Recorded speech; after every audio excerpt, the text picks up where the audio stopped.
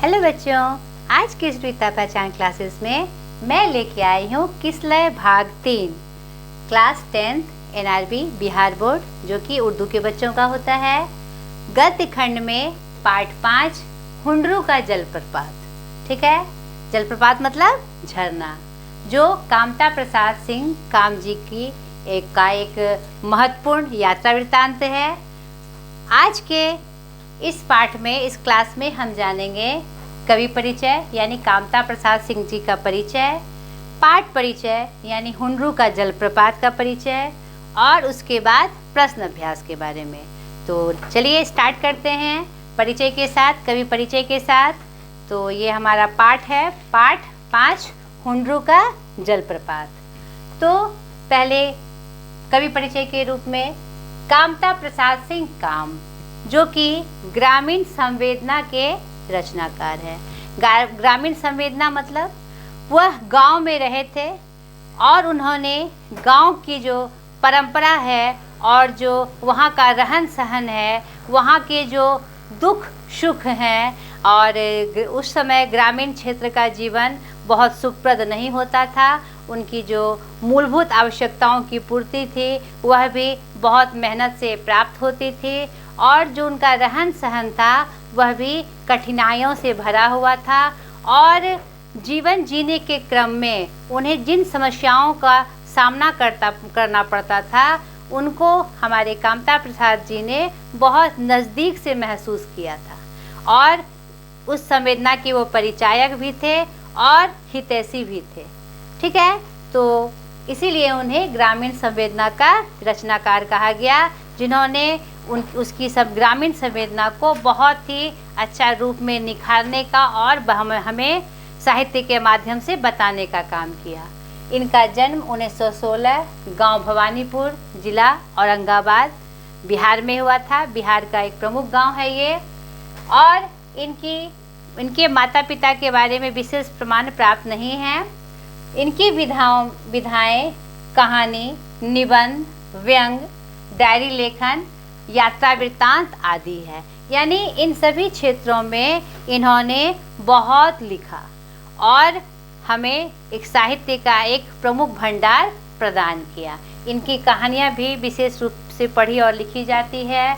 निबंध भी, व्यंग्यकार के रूप में भी इन्होंने बहुत अच्छा लेखन किया।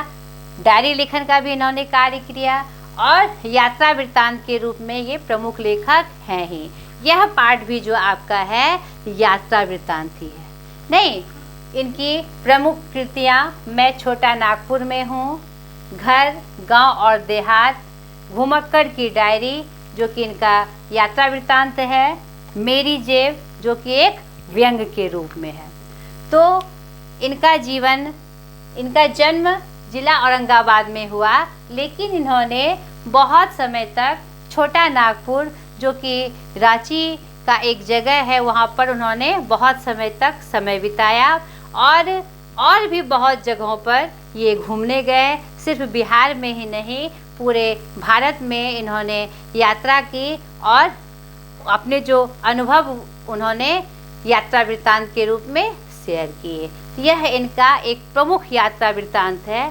और इस यात्रा वृत्तांत की एक खासियत यह है कि जब हम यात्रा का वर्णन करते हैं तो किसी विशेष स्थान का उसकी जो संस्कृति है, उसका जो रहन सहन है, उसके बारे में बताते हैं, नहीं उस प्रमुख क्षेत्र का वर्णन और उसकी सभ्यता संस्कृति का वर्णन। लेकिन यह जो यात्रा वृत्तांत है, यह एक झरना यानी जलप्रपात और उसके आसपास की जो खूबसूरत वादियाँ हैं, उसका वर्णन इसमें प्राप्त होता है। साथ ही साथ ये आदिवासी क्षेत्र है, ये जो छोटा नागपुर का जो जगह है हुंडरू, और यह हमारे क्या कहते हैं, इस यात्रा वृत्तांत में बताया गया है कि यह रांची से 27 मील दूर है, और जो रांची से पुरुलिया वाली सड़क से 14 मील जाने के बाद प्राप्त होती है। लेकिन आज का वर्णन हम देखें, अगर सर्च करें तो हमें प्राप्त होता है कि यह रांची से 45 किलोमीटर दूर है, और इसकी जो झरने की लंबाई है 243 फुट बताई गई है, लेकिन आज हम देखते हैं कि 320 फुट इसका वर्णन प्राप्त होता है। ठीक है। तो इससे आपको कंफ्यूज नहीं करना है। तो हम पाठ के माध्यम से पहले इसका परिचय जानेंगे। साथ ही साथ इसमें यह भी बताया गया है कि कोयला और अबरक का भी पूरा भंडार यहाँ प्राप्त होता है, जो कि झारखंड ऐसे भी कोयला और अबरक के लिए प्रसिद्ध है। साथ ही साथ यहाँ जो आदिवासी संस्कृति है वह किस रूप में जीती है और कैसे क्या कहते हैं प्रकृति और उनमें तालमेल बिठाकर वह जीवन जीती है, इसका भी वर्णन मिलता है। साथ ही साथ इस झरने की जो खूबसूरती है और इसकी जो विशेषता है कि कैसे ऊपर से गिरकर एक विशेष आवाज़ या विशेष रूप में वह नीचे गिरती है, जो किसी भी पर्यटक को अपने आप में आकर्षित करती है। तो इनकी यात्रा वृत्तांत की यही एक प्रमुख विशेषता इस यात्रा वृत्तांत में हम पाते हैं। तो यह कवि परिचय हमने जान लिया। पाठ परिचय थोड़ा सा हम और विशेष रूप से जाने। यह यात्रा वृत्तांत जो इसका था वह मैंने आपको पहले बताया। अब पाठ परिचय के रूप में हुंडरू का जलप्रपात, यह छोटा नागपुर का एक टुकड़ा है और ऐसे भी झारखंड में छोटा नागपुर जो है वह स्वर्ग का एक टुकड़ा कहलाता है। इस पाठ में भी इसका वर्णन है, जो कि रांची से आपका 27 मील दूर है। यह जो जलप्रपात है हुंडरू का जलप्रपात, यह रांची से 27 मील दूर है। ठीक है, लगभग 45 किलोमीटर। तो यह जो जलप्रपात है, इसके जाने का जो रास्ता है, वहाँ तक के पहुँचने का जो रास्ता है, दुर्गम भी है और बहुत खुशनुमा भी है। उसके आसपास चारों तरफ की जो वादियाँ हैं वह प्रकृति की मनोरम छटा लिए हुए प्रस्तुत है और वहाँ पर मैदान भी हैं, हरे भरे मैदान भी हैं। वहाँ पर खेती का भी रूप आपको दिखाई पड़ेगा और यह झरना तो ऐसे ही पर्यटन का एक मुख्य केंद्र है और ये झारखंड का सबसे ऊंचा झरना होने का भी इसको सौभाग्य प्राप्त है। और वहाँ की जो संस्कृति है, आदिवासी संस्कृति, इसका वर्णन इस यात्रा वृत्तांत में हमें प्राप्त होता है।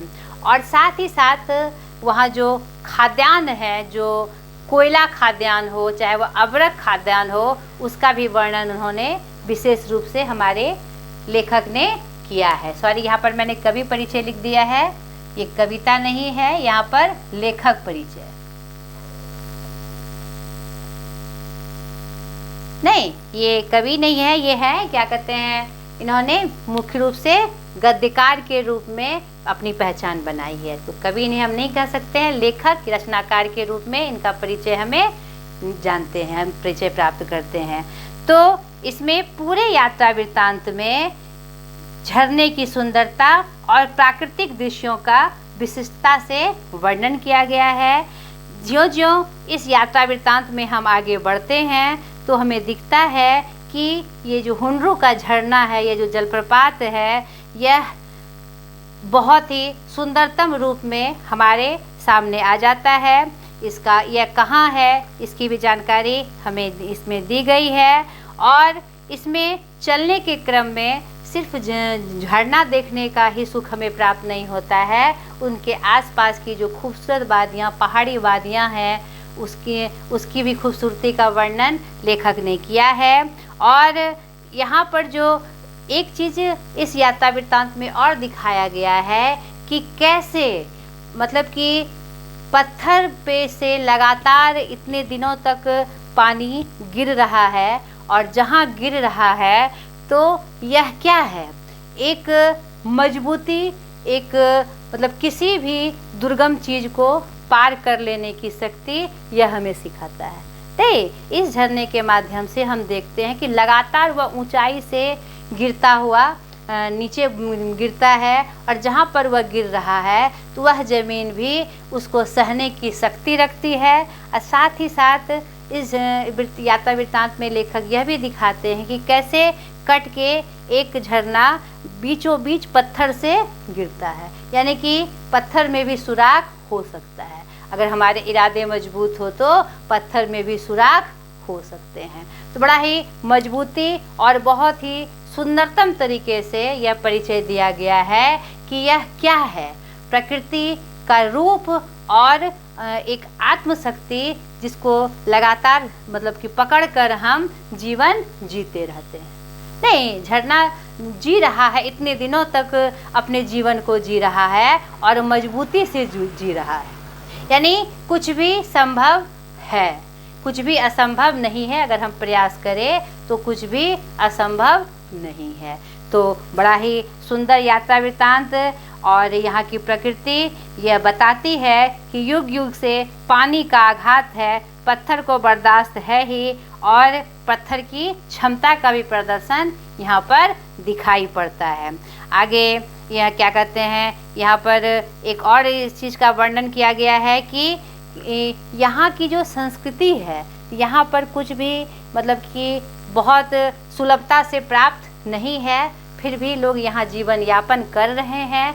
कठिनता में वह इस जीवन यापन को कर कर यह हमें संकेत दे रहे हैं, या एक प्रकार से हमें प्रेरित कर रहे हैं कि कठिनाइयों में भी जीना हमें आना चाहिए। तो ओवरऑल अगर आप इस यात्रा वृत्तांत को पढ़िएगा तो इसमें 5-6 मुख्य विशेषताएं आपको पता चलेगी, किस तरह झरने का वर्णन, यहाँ के संस्कृति का वर्णन और आसपास के जो परिवेश हैं उसका वर्णन, खाद्यान्न का वर्णन बहुत ही सुंदर तरीके से गागर में सागर भरने का काम हमारे कामता प्रसाद जी ने किया है। तो पहले इस यात्रा वृत्तांत को आप अच्छे से पढ़ लीजिएगा ताकि वो आपके स्मरण में रहे। ठीक है, ये कोई कविता की पंक्तियाँ नहीं है या अन्य भाषा की कोई पंक्तियाँ नहीं है जो एक एक करके आपको समझाई जाए। तो आप इस यात्रा वृत्तांत को पहले अच्छे से पढ़ लीजिएगा। मैं प्रश्न अभ्यास के माध्यम से आपको इशारा कर दूं कि कैसे इस प्रश्न अभ्यास को बनाना है। ठीक है, तो ये आपका लेखक परिचय हो गया, पाठ परिचय हमने आपको बता दिया। अब इसके प्रश्न अभ्यास के बारे में मैं एक एक करके आपको बता रही हूँ।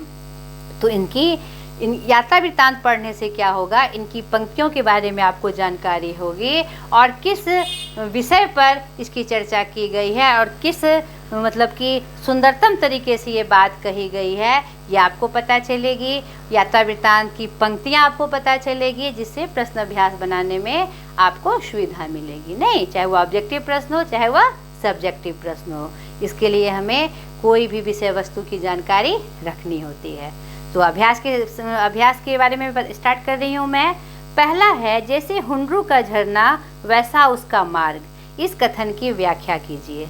यहाँ पर लेखक ने बड़े ही सुंदर तरीके से बताया है और इसका वर्णन किया है कि जिस प्रकार झरना बहुत ही सुंदर है, बहुत ही मनोहारी है, जो हमें आकर्षित करता है अपने रूप को दर्शाने के लिए, उसका मार्ग भी उतना ही सुंदर है। यानी कि जब हम शहर से क्या कहते हैं वहाँ जाने के लिए निकलते हैं तो उस मार्ग में चलने के क्रम में अगल बगल की जो सुंदरता है, वो चारों तरफ की जो दृश्य हमारे सामने आता है, वह भी बहुत मनोहारी है, वह भी बहुत सुंदर है, इसलिए यह पंक्ति कही गई है। तो आपको इसको आंसर कैसे करिएगा। प्रस्तुत पंक्ति हमारे पाठ पुस्तक पाठ 5 के हुंड्रू के जलप्रपात से ली गई है।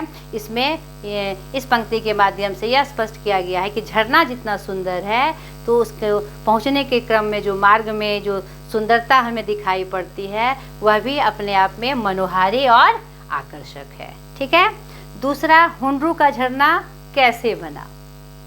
नहीं, तो आइए इस यात्रा वृत्तांत में आप जानिएगा कि हुंड्रू के जलप्रपात का निर्माण कैसे हुआ है। ऊंचाई से यह जो स्वर्णलेखा नदी है, जब अपने बहाव में वहाँ का जो क्या कहते हैं जो भौतिक क्षेत्र है, जो वहाँ का स्थल है, वह ऊंचा नीचा है, पहाड़ों के माध्यम से पहाड़ के रूप में बहते हैं। तो वहाँ पर जो नदी है स्वर्णलेखा नदी, जिससे इस झरने का निर्माण हुआ है, इस जलप्रपात का निर्माण हुआ है, वह स्वर्णरेखा नदी उद्गम स्थान से क्या कहती है, यह नदी जो है स्वर्णरेखा, जिसके उद्गम स्थान से 50 मील आगे हुंड्रू का यह झरना है। यानी स्वर्णरेखा नदी का जो मार्ग है वह बढ़ती हुई जब 50 किलोमीटर हुंड्रू के पास पहुंचती है, तो वह पहाड़ का इलाका है। वहाँ जब वो तेज़ी से नीचे के लिए गिरती है और अपना अलग मार्ग बनाते हुए जब आगे बढ़ती है, तो वहीं पर हुंड्रू का जलप्रपात झरना का निर्माण होता है। ठीक है, यानी स्वर्णरेखा नदी के धार में हुंड्रू का झरना बना हुआ है।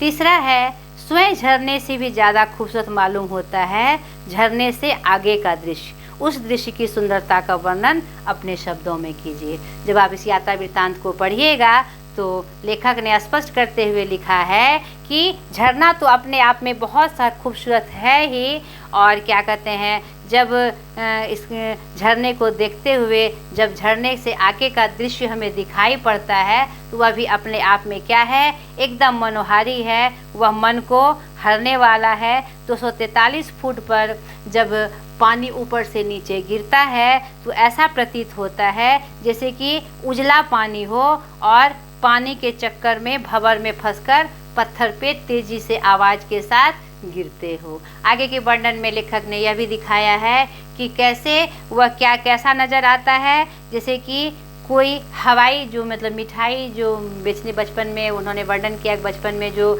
मिठाई हवा मिठाई खाते थे जो गुलाबी रंग की होती थी, तो यह ऐसा प्रतीत होता है उजली रंग की हवा की मिठाई है। और इसमें कहीं कहीं जो झरने गिरते हैं तो उसमें इंद्रधनुषी रंग दिखने को मिलता है, और साथ ही साथ प्रकृति और पहाड़ जंगल के आसपास का जो इलाका है वह उसकी खूबसूरती को और भी बढ़ाता हुआ नज़र आता है। तो आपको पूरा स्पष्ट कर देना है कि झरने से ज़्यादा खूबसूरत इस झरने के आगे का दृश्य हमें प्राप्त होता है। चौथा है, प्रस्तुत पाठ के आधार पर समझाइए कि किसी यात्रा वृत्तांत को रोचक बनाने के लिए किन किन बातों पर ध्यान दिया जाना चाहिए।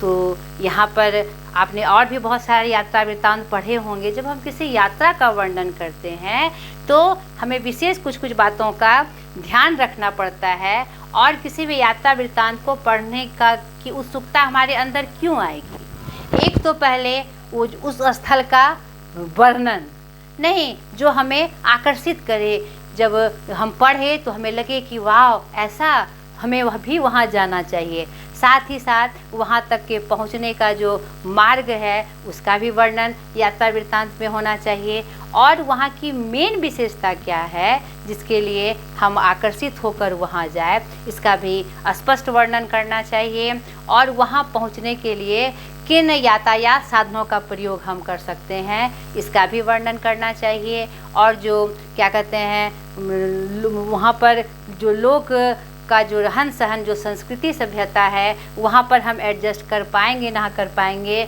या फिर हमें कैसा मतलब किस तरह से वहाँ रहना होगा इसका भी वर्णन यात्रा वृत्तांत में करना चाहिए, ताकि उस जगह की यात्रा करने के लिए हम उत्सुक हो सके, आकर्षक हो सके, और वहाँ पहुँचने की चाहत हमारे अंदर हो। ठीक है, यह एक यात्रा वृत्तांत का प्रमुख विशेषता है। पांचवा है, यहाँ पर एक दृश्य का वर्णन दो तरह से किया गया है।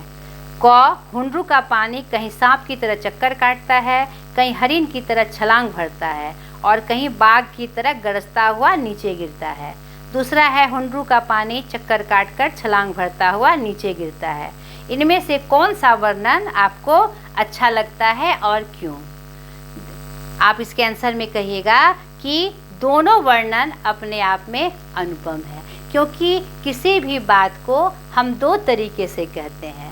ये क्या कहते हैं, यह मतलब स्थित होता है, यानी कि यह किस पे डिपेंड करता है कि हम किस अर्थ में उस बात को समझ सके। पहला जो वाक्य है जो वर्णन किया गया है दृश्य का वर्णन, इसमें क्या कहते हैं सांकेतिक अर्थ में, जैसे कि शब्द शक्ति हमने पढ़ी है, लक्षणा व्यंजना पढ़ी है ना हमने, तो यहाँ पर क्या कहते हैं लोकतियों के माध्यम से या विशिष्ट शब्दों के माध्यम से भी हम किसी भी दृश्य का वर्णन करते हैं, वाक्य का वर्णन करते हैं। तो ऊपर का जो दृश्य है वह क्या है, हमारा सांकेतिक नहीं व्यंजना के रूप में है। व्यंजना के रूप में यानी तुलना की गई है उस जगह की सांप से, हरिन से, बाघ से। यह मेरा ये जो शब्द व्यंजना है, ये जो शब्द शक्ति है, यह व्यंजना शब्द शक्ति है। ठीक है, और नीचे का जो दृश्य हमें बताया गया है वह सीधा है। नहीं, अभिधा शक्ति है ये, जो सीधे रूप में बात को कह दी गई है कि चक्कर काटता हुआ छलांग भरता हुआ नीचे गिरता है। नहीं, इनमें से कौन सा वर्णन, आपको दोनों ही वर्णन अपने आप में अनुपम है। ऊपर में व्यंजना शक्ति का प्रयोग किया गया है और नीचे अभिधा शक्ति का प्रयोग किया गया है। आपको स्पष्ट वर्णन करना है। अब पाठ से आगे आपने किसी गांव शहर की यात्राएं की होगी, तो में से किसी यात्रा का वर्णन करिए। ये आपकी एक्टिविटीज है।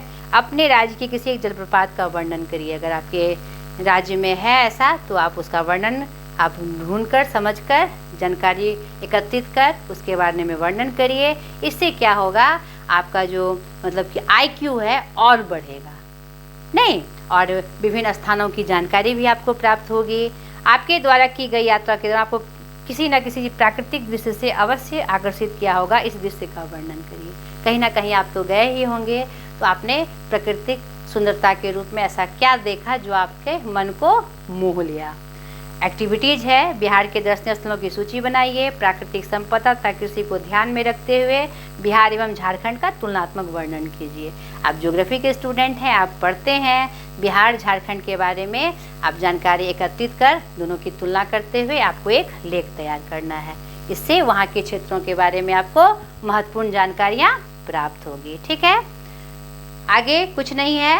अपने गांव के आसपास ईख, अरहर, सरसों के लहराते फूलों मंडराते हुए भौरों को अवश्य देखा होगा। साथ ही आम की मंजरियों पर मकरंद को चूसते हुए मधुमक्खियों के झुंड एवं आम के पल्लवों के बीच छिपी हुई कोयल की कूक भी आपने भी सुनी होगी। इस प्रकार के दृश्यों को अपने शब्दों में व्यक्त करिए। यह एक्टिविटीज क्यों कही गई है, क्यों कहा गया, आपके प्रश्न अभ्यास में क्यों आया, ताकि आपकी कैपेसिटी देखी जाए कि उन सब दृश्यों का वर्णन आप किस रूप में करते हैं, किस अर्थ में करते हैं। तो ये एक्टिविटी जरूर करनी चाहिए बेटा। भले एग्ज़ाम से इसका रिलेशन नहीं हो, लेकिन सिर्फ एग्ज़ाम में पास करना ही ज़रूरी नहीं है। आपको अपना IQ बढ़ाना है। हर चीज़ में आपको समर्थ होना है। हर चीज़ का पावर हर तरह से आपके अंदर होना चाहिए। ठीक है, तो ये पाठ आपका समाप्त हो गया, हुंडरू का जलप्रपात। आज तक के लिए इतना ही। आशा करती हूँ आपको पूरा पाठ समझ में आया होगा। चलिए बाय।